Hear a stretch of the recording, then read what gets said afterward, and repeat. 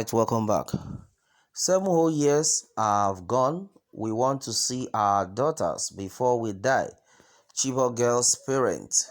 Those still alive said they were optimistic their daughters were alive and called on the Nigerian government to rescue them. Alright, the news in details.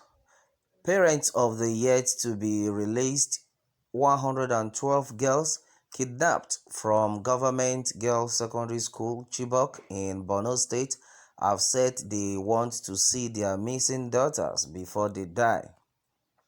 Since the abduction of their daughters by the Boko Haram insurgents loyal to Abubakar Shekau, some of the parents have died of natural causes and others due to depression.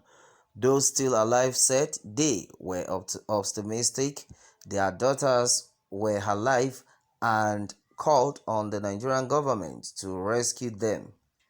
It is exactly 7 years today, alright, and then as it is when Boko Haram terrorists stormed GGSS Chibok on April 14, 2014, forced 276 girls into a truck and moved towards the Sambisa forest.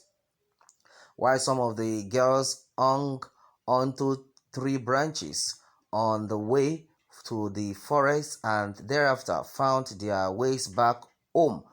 Others were not so lucky. However, after the escape of a few and the release of over two through negotiations, the release of over 100 through negotiations over time, most of the over 107 of the Chibok girls that have been reunited with their families are still struggling to get back on their feet, even though a handful of them who were taken to the United States of America USA have completed their university education.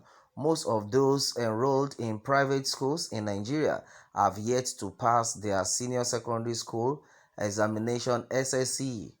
By April 14, 2016, 2 years after the mass abduction, the Chibok Parent Association had already lost 17 members, most of whom died in circumstances related to depression after waiting for years without seeing their missing daughters or any tangible news about them. That was the second anniversary when government officials, parents, and activists came together to commemorate the incident in the school where it happened. Alright, one of the parents, Bulama Jonah, whose 18-year-old daughter, Amina, was among the abducted Chibok girls, told Daily Trust that he prayed to live and see the return of his daughter, lamenting that it was tragic for parents to die without seeing their children. According to him, 17 parents had died since the incident and many others were sick. He therefore appealed to the President Muhammadu Buhari administration to do more in its efforts to defeat Boko Haram and rescue their children.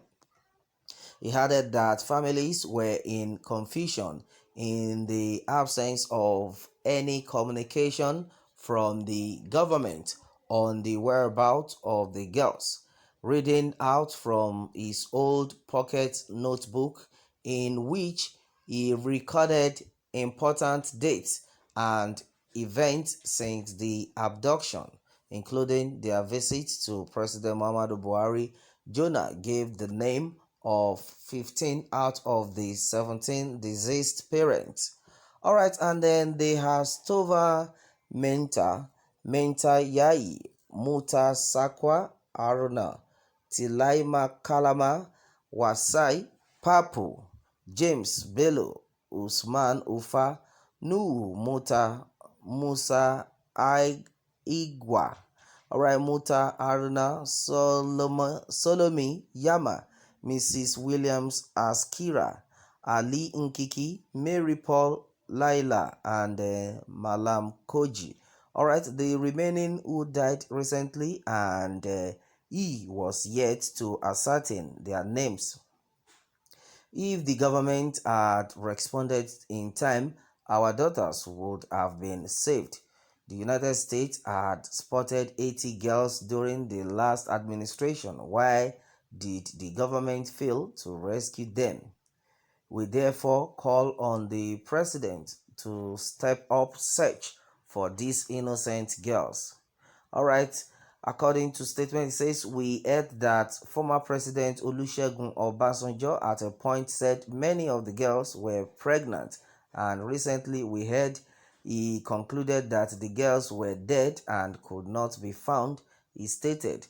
Well, meanwhile, Musa, whose daughter was 18 years old at the time of the abduction, said life had never been the same. It is always better for children to bury their parents and not the other way around. Sadly, our predicament is worse because we are not even sure if our daughters are alive. Assuming we saw their dead bodies and buried them, we would have carried on with our lives. I always dream that my daughter is back and pray the federal government will rescue them before we die, he said. All right, and then that has been it. Oh my God. Well, this is so touching. Well, it has been said here that 7 whole years have gone. We want to see our daughters before we die. Chibok girls' parents. All right, my people, and then this cause for a lot of alarm because as it is, as far as the country is concerned, with what the country is facing right now, I'm not sure anybody's even thinking about these Chibok girls. A lot of people are tired, as in tired of the regime. That's why a lot of people are talking about separation from the country. That, in fact, the best thing is for us to just leave this country for them. Let everybody be on his own, and that is what everybody is saying right now. That it's better for us to be on our own than to be waiting for all these so-called governments. A lot of people are tired, and right at it is right now. Are you sure these people are still alive? Number one. Secondly, are you sure this set of people will be released? And that's another thing.